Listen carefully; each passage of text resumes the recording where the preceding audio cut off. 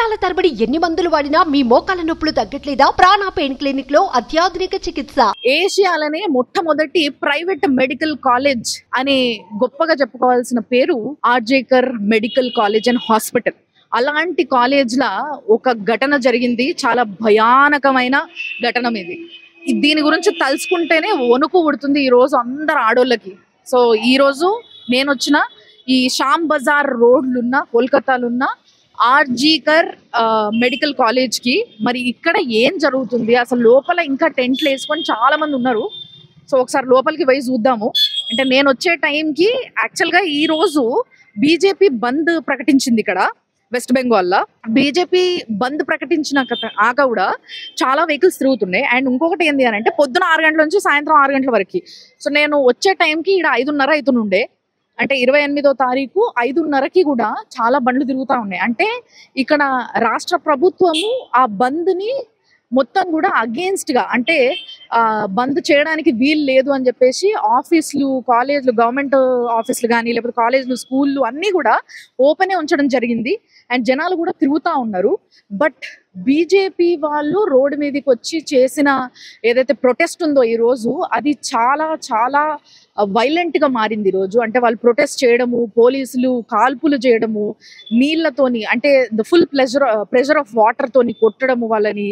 And చాలా మందిని arrest చేయడము జరిగింది. చాలా మంది ఎవరైతే ప్రొటెస్ట్ చేయడానికి బయటికి వచ్చిన స్టూడెంట్స్ ఉన్నారో, మెడికల్ స్టూడెంట్స్, ట్రైనీస్, హాస్పిటల్స్ లో డాక్టర్స్, వీళ్ళందరూ కూడా ఎవరైతే రోడ్డు మీదకి ప్రొటెస్ట్ చేయడానికి వచ్చాడో వాళ్ళందరికీ విపరీతంగా గాయాలు కూడా జరిగినాయి. వాళ్ళందరూ కూడా ఆటోమేటిక్ గా వీడియోలు తీసి పెట్టడం మొదలు పెట్టిండ్రు.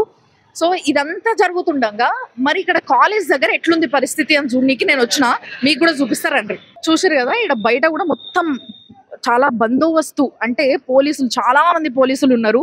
ఇంకా లోపల పోలీసు వ్యాన్లు కూడా చాలా చాలా ఉన్నాయి. అండ్ దాంట్లో కూడా కొంతమంది మిలిటరీ వాళ్ళు ఒకవేళ సడన్ గా ఏదైనా జరిగితే దాన్ని ఆపడానికి, ఆ ప్రొటెస్ట్లు ఏదన్నా గడబడైతే, లొల్లైతే ఇట్లా దాన్ని ఆపేటందుకు చాలా మంది ఉన్నారు. చూసారు మొత్తం అంతా కూడా ఇక్కడ మిలిటరీ వాళ్ళు, పోలీసు వాళ్ళు ఫుల్ బందోబస్తులు ఉన్నారు.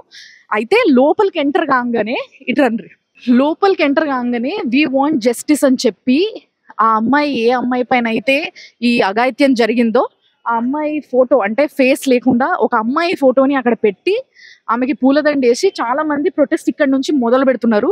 నా వెనకాల చూస్తారు కదా, చాలా మంది మీడియా వాళ్ళు కూడా కూర్చొని ఉన్నారనమాట. ఏ నిమిషం ఏమైనా జరగవచ్చు అని చెప్పేసి అది కవర్ చేయడానికి చాలా మంది మీడియా వాళ్ళు కూడా ఈ ప్రొటెస్ట్ లో పాల్గొంటూ at the same time coverage కూడా చేస్తున్నారు. అయితే ఇక్కడ చూస్తే చాలా మంది స్టూడెంట్స్, మెడికల్ స్టూడెంట్స్, వాళ్ళకి ఒక కసి, అంటే జస్టిస్ జరగాలి. ఇంత అన్యాయం జరిగితే, ఒక ఆడపిల్లకి ఇంత అన్యాయం జరిగిన తర్వాత కూడా అసలు ఇప్పుడు వరకు కూడా గవర్నమెంట్ రెస్పాండ్ అవ్వకపోవడం ఏంది అన్న ఒక బాధతోని, నిరాశతోని వాళ్ళు అతికిచ్చిన కొన్ని పోస్టర్స్ చూస్తే వెనకాల చూడండి, నో జస్టిస్ నో డ్యూటీ అని చెప్పి కొంతమంది పెట్టిండ్రు. దాని తర్వాత కొంతమంది నో హెరాస్మెంట్ ప్లీజ్ స్టాప్ అని కొంతమంది పెట్టిండ్రు. అంతేకాకుండా మన అందరికీ వెస్ట్ బెంగాల్, ముఖ్యంగా కోల్కతా అనగానే గుర్తుకొచ్చేది ఏంది? భద్రకాళి అమ్మవారు శక్తిపీఠం. అంటే అమ్మవారి యొక్క భయంకరమైన, అత్యంత శక్తివంతమైన అవతారమే భద్రకాళి. అలాంటి కాళి వెలిసిన ఈ జాగ పవిత్రత ఏంది, అసలు ఇక్కడ జరుగుతున్నది ఏంది?